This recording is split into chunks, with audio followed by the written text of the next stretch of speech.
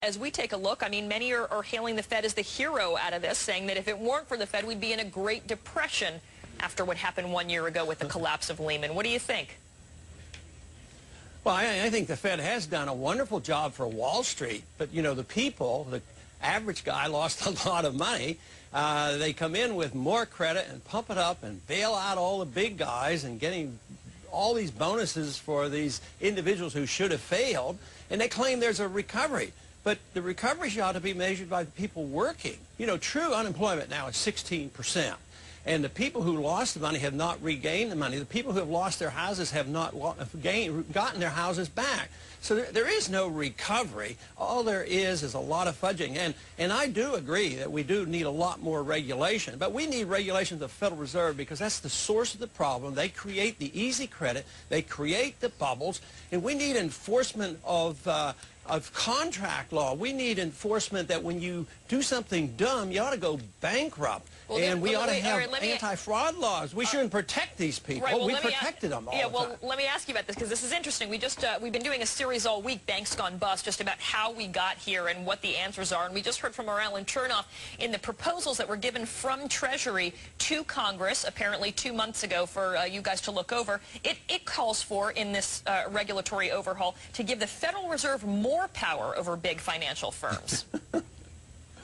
This is unbelievable, but it's typical Washington politics. You know, somebody messes the system up. You know, the Fed is supposed to have high, full employment, at the same time stable prices and a good dollar. They've destroyed 97% of the dollar. We have 16% unemployment rate. They bring on this financial crisis. They bail out all their buddies, and the little people keep suffering. So what do? We want to give more power to the Federal Reserve? It makes no sense whatsoever. Okay, so but then I don't see how we're going to solve this problem. Devil's advocate, then, who can be trusted less, going from your point of view? They're talking about the Fed having power to regulate some of these financial institutions that most economists we talk to say are still doing the exact same thing. They're just finding another way to do it. That all of the moves and the risky moves that ended up bringing us down or bringing down some of these big firms a year ago, it's still happening. Nothing's changed. So what's the answer? Well, the answer is end the Fed. The Fed is the culprit. They're the ones who destroy the money and manipulate the economy. They have central economic planning. The people who love war love the Fed because you finance the war. The people who love welfare love the Fed because they monetize that debt. So if you want to stop this, you have to look at the Fed and find out what they're doing. They will not tell us who they bail out, who their friends are, and the trillions of dollars that they're involved in.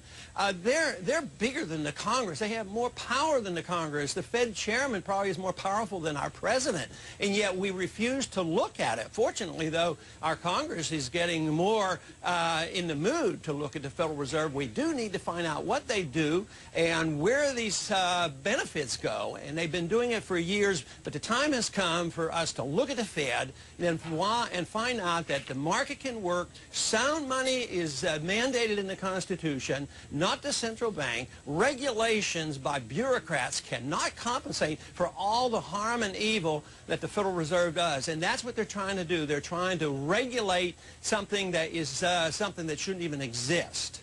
All right, one of the other things that you mentioned twice, and people are probably going to be wondering why you said unemployment is actually at 16%, because when we get the labor statistics, it's hovering around 9.7%, but you're also counting, and many others do, as they take a look at this, people who have simply given up. They've decided to either take early retirement or they're no longer actively pursuing a job because they feel that they can't. As we look at that situation, retail sales also a big indicator of whether or not things are turning around. We see, you know, the uptick in the stock market, and we see that things have been going really well on Wall Street. We haven't seen some of those other indicators changing. And people talk about perhaps the problem with getting into a double-dip recession, meaning we seem to recover and then we drop back down again. What are some of the solutions to that? Well, I don't think we seem to be recovering. I mean, there are more people unemployed all the time. So the solution is that we have to liquidate debt, and we don't permit it. All the bad debt and bad investment were bought out by the taxpayer and transferred to the Treasury and the Federal Reserve. What you want to do is get rid of the debt. You either have to pay it off or liquidate it, and we're doing everything wrong. We're doing exactly what we did in the Depression. We're doing exactly what the Japanese did in the 1990s, and they prop up the bad investments. So you want to liquidate the debt. You don't want the consumer to spend more money. The consumer should spend less and save money, go back to work and pay down the debt and go back to work.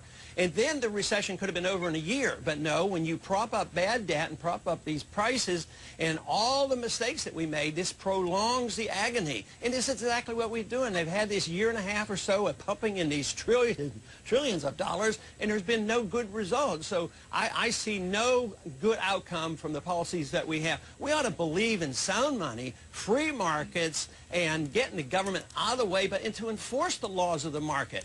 If you're doing a bad job, you should go bankrupt. It should be liquidated instead of propping up all the bad companies. We shouldn't permit somebody like Goldman Sachs to come out here. Goldman, they're the ones who came out, and believe it or not, they have a lot of influence in our Treasury and a lot of influence in our Federal Reserve.